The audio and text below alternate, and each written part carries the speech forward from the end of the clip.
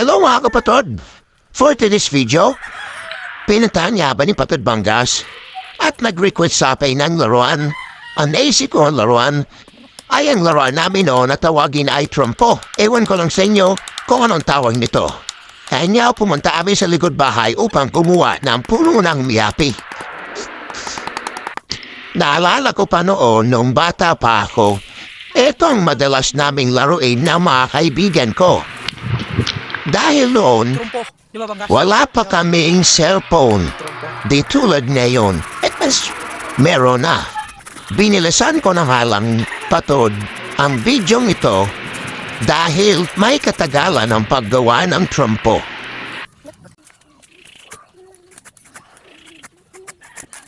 Okay na siguro ito mga Patod.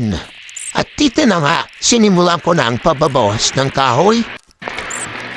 Kung nakikita niyo mga Patod, konti lang ang bawas ng kahoy natin.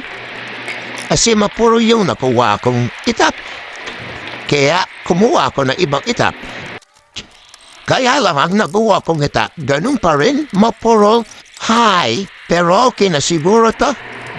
Kaysa naman dun sa una.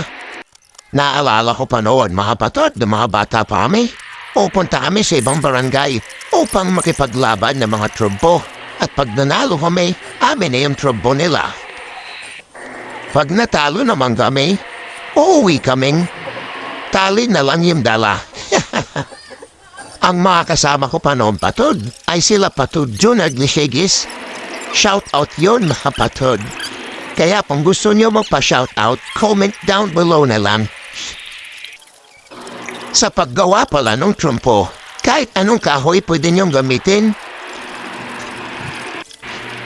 Itong kahoy pala na nakuha namin ni Patod Banggas ay hindi maganda kasi yung mga gilid dito ay nabibiyak-biyak. Ayan na nga, nakadita nyo. Pinakinis ko na nga, kinuskus ko sa pader para makinis yung gilid niya.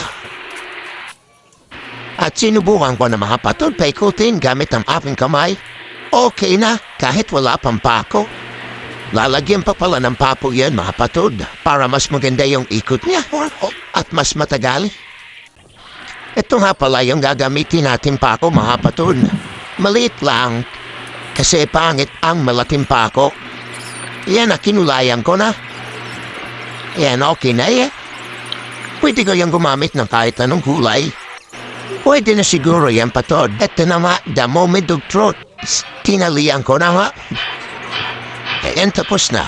Wow! Sinubukan ko para dito Patod mag-tricks kung kaya ko pa. What?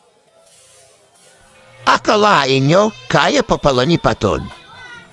Kung nagustuhan nyo mga Patod, napakadaling gumawa nito. Ingat lang kayo baka masugatan kayo na hita. At dito na halang mga Patod. Maraming salamat sa panonood.